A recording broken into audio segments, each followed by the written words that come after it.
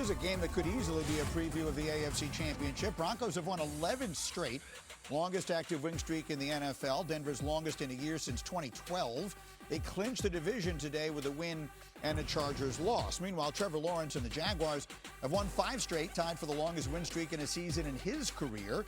Jags have a 1-game lead on the Texans in the AFC South. They control their fate. They'll be the division champs if they win out. Lindsay Theory is in Denver for us. Lindsay, what did you find out about the Jags' approach to this game today? Greeny, the Jags are fully embracing playing meaningful December football. Jaguars quarterback Trevor Lawrence knows they have a challenge ahead of them with this Broncos defense today, but he also knows his offense is on a roll. For his part, Lawrence says he's seeing the game really well, that he's throwing the football really well. He says his offense, though, is synced up in the passing game and in protection. He says that they are making plays downfield and trusting each other. Protection, that will be a key today for the Jags that they face this Broncos defense that leads the league with 58 sacks. In fact, Coach Liam Cohen says they have reviewed all 58 of those sacks, sorted them by category. He says it's important to know where those are coming from a volume standpoint.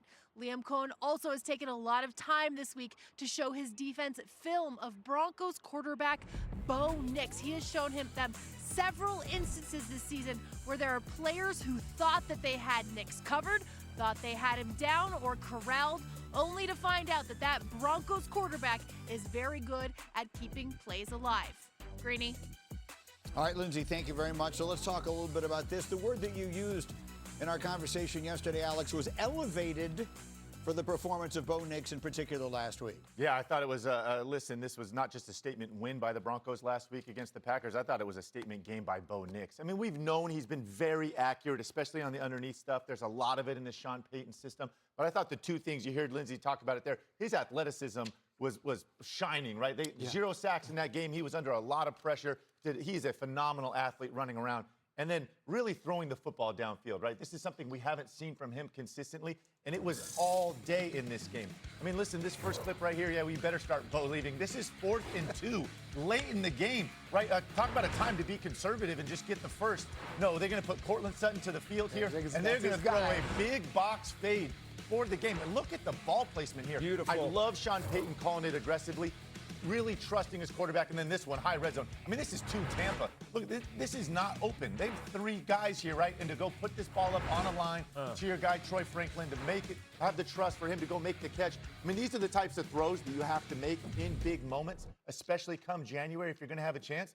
And that was a game last week. Listen, his play especially, combined it with his defense, that I think the whole AFC, man, look out. Like, this team is for real. Second-year player, man. This guy is – I almost have faith that he can do it over and over again, you know, in Bo Nix. I mean, 6 fourth-quarter comebacks this year, and just an offense that – I mean, it's almost like I trust this Bronco offense, right, because I sort of have different – I mean, Trevor's been here a while, right? Yeah. We're talking 2 quarterbacks here, and Trevor's been here a while, but Bo already this early in his career, I see him ascending and continue to get better, but I just always have the questions on Trevor Lawrence. I mean, this is the first time in his career that he's gone 3 consecutive games without turning the football over.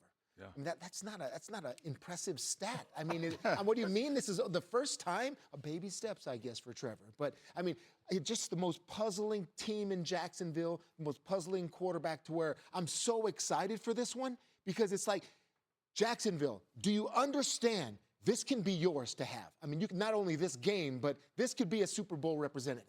I believe it because there's no more Chiefs waiting for you, you know, the indestructible Chiefs or anything like that. Any team in this AFC can go get this, and these are one of the 2, I believe. You know, when you sit here and look at this game, it's a lot to talk about for the Denver Broncos. But, Bruce, to your point, you're talking about what Trevor Lawrence looked like.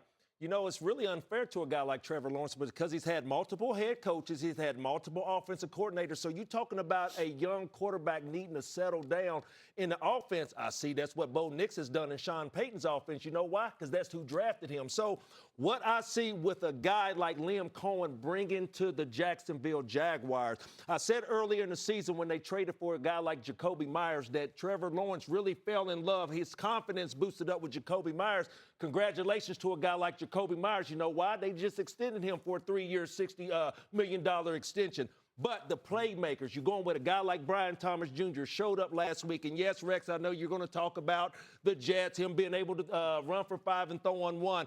But there were some things that really looked good for me, and mainly Travis Etienne. We talk about the running backs, how he runs the ball, how he hits the holes, but being able to catch the ball out of the backfield and not just be effective, Rex, getting in the box, too. So I think that the Denver Broncos has their work cut out for him because, one, you got to really chop the head off the steak with Trevor Lawrence, but he has all types of weapons around him that's ready to make plays. Now, you making excuses for Trevor Lawrence because he's had multiple coaches and offensive well, coordinators? how can he settle down? I've seen other quarterbacks with multiple coaches that are doing well out there, namely Baker Mayfield. He's making head coaches. I mean, there are quarterbacks that just know how to do it. That's what I haven't seen with Trevor. Moss. I'm talking about a young quarterback. It wasn't fair to Trevor Lawrence because he's had all of these offensive coordinators. So when can you settle a young quarterback down and let him run his offense?